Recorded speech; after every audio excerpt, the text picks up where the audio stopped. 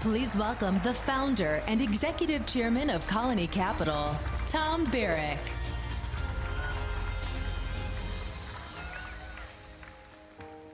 Wow, this is a wow. But I have to tell you, I feel like the anchovy on Ivanka's Caesar salad. I know you're salivating for that and you're going to get it. But before I start, I just have to tell you a funny story. I was driving over here, and for sure I was a little bit nervous. So I picked up the phone, and I have a great uncle in Beirut who's an unbelievable international lawyer and an orator. So I called him up and I said, Uncle, you've got to help me.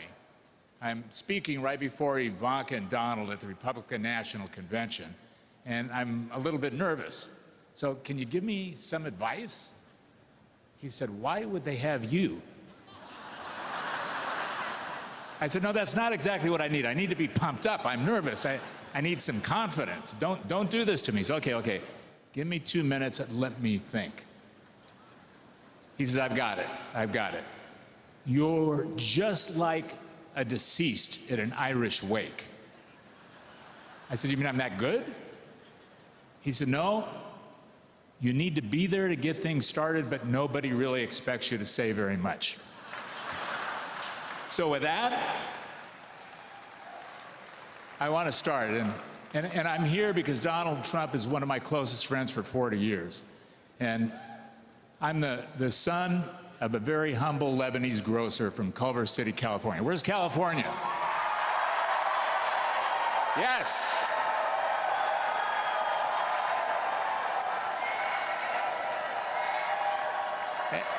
And I'm here because of the amazing magic elixir that happened between the DNA of 1,000 civilizations from the Levant and the beauty and the wonder and the opportunity of America that puts all of us here in this rapture of the American dream, for me to be here tonight to talk about my friend, my partner, and the future President of the United States, Donald Trump. But what I'm going to do is something different, and you're going to hate me for it because you're not going to hear one negative thing out of my mouth. I have nothing negative to say about Hillary. I have only amazing things to tell you about Donald. Because this man is good enough, he's tough enough, he's smart enough, and he's well-versed enough to do it on his own merits. We don't need to go anyplace else. So what I want to do is spend a little time talking to you about the messenger, the man, without his armor, without his weaponry, walking down the tunnel into the arena. Who is he? What is he made out of? So if we start, an easy place to find him is in his children. And you've all had the great opportunity to see his kids over the last couple days. What do you think of that?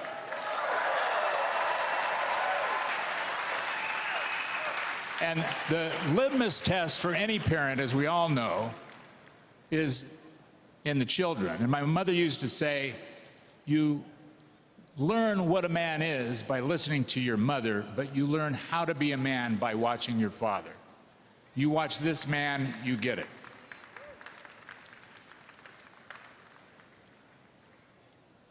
Those of us who are married or have a partner understand that the best reflection on us is our wives. In my case, for sure, it's my wife, Rochelle.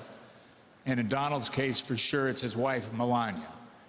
And Melania, I want to tell you, on behalf of the 10,000 people that are in this stadium and the 50 million people who are watching, you are a timeless tribute to beauty, grace, and elegance under pressure. You're amazing.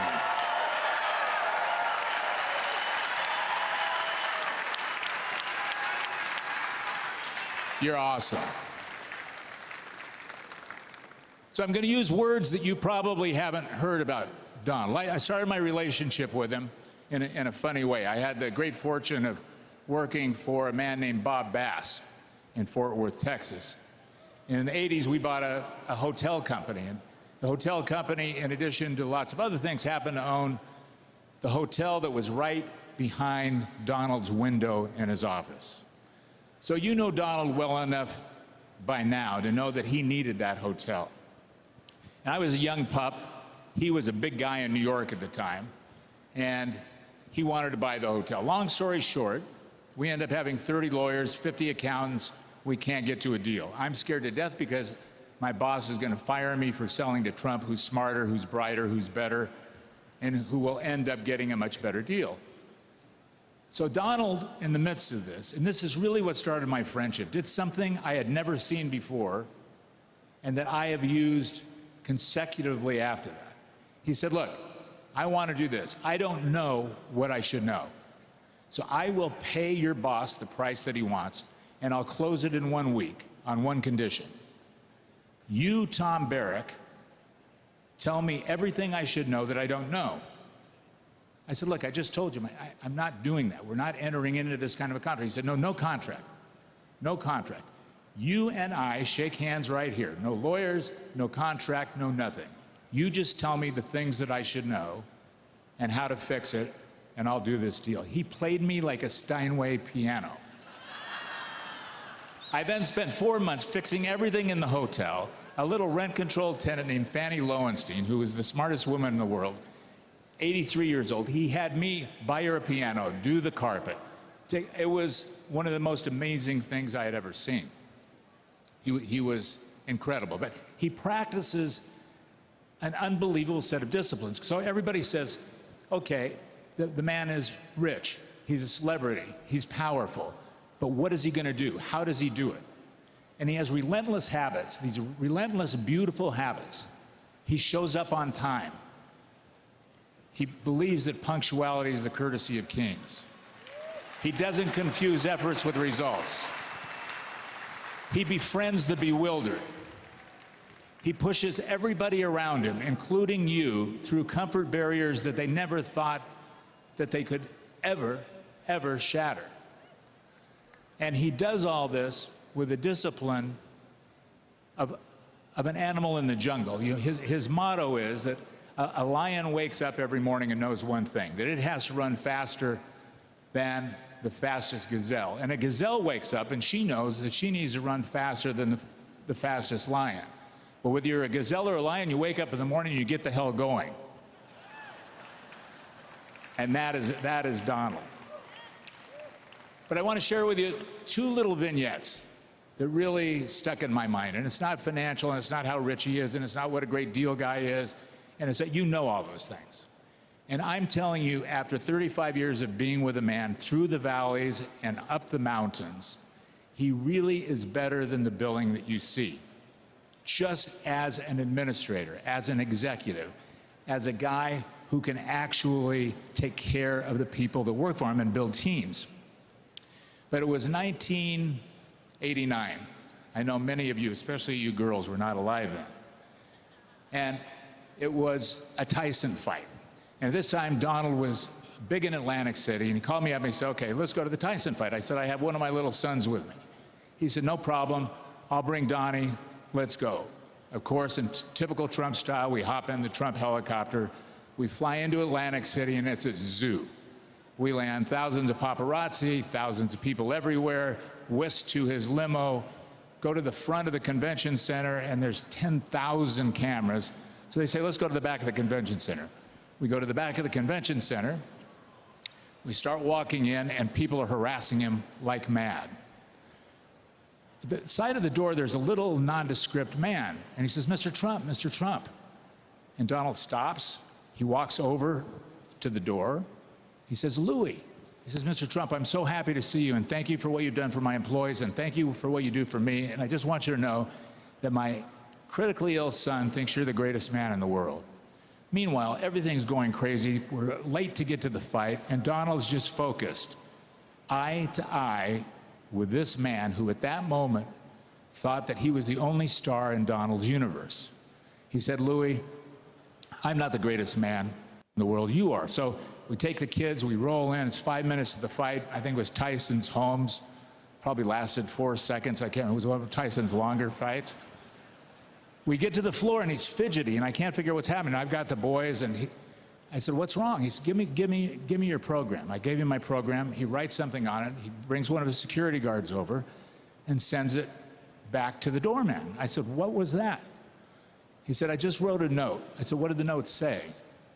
He said it was to his son and said, I came here tonight to see two champions, Mike Tyson and your dad. True story. Now, what kind of man in the middle of his celebrityship has the presence to focus on the littlest guy in the shop? And that is Donald Trump. 10 years later,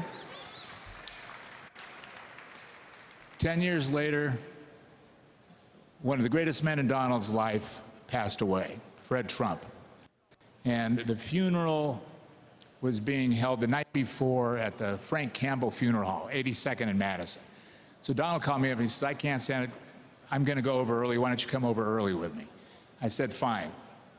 We get to the funeral hall and we're sitting as kind of, two middle-aged guys that go through that debate when your father leaves of what's the difference between relevancy and mortality, right? That loss where you're really questioning what's important and what's not important, and it's not about money, and it's not about power, and it's not about stuff, and all of the agony that you have with your father at that instant just evaporates, and you're sitting there with something.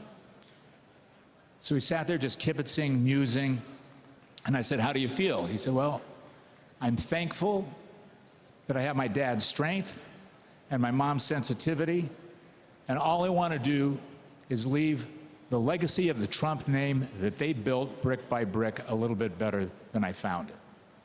He's done it. So look, we're at a tipping point. The world is a mess. This necklace of globalism that we've all talked about has crumbled and shattered into 1,000 shards. It needs a jeweler to take each of those jewels one by one, starting with America, its own diamond, and polish it. Then slowly find that seamless strength, put them all back together so that what we look at is the necklace of prosperity and tolerance around the world. So we've been on an adventure, and people say, wow, Donald Trump, it's like a Mishnah tale. From businessman, celebrity, father, to potentially president of the United States. And I say to you, it is a tale, but it's up to you, all of you tonight, to unite in one pen, one hand, and make once upon a time, once upon this time. Thank you.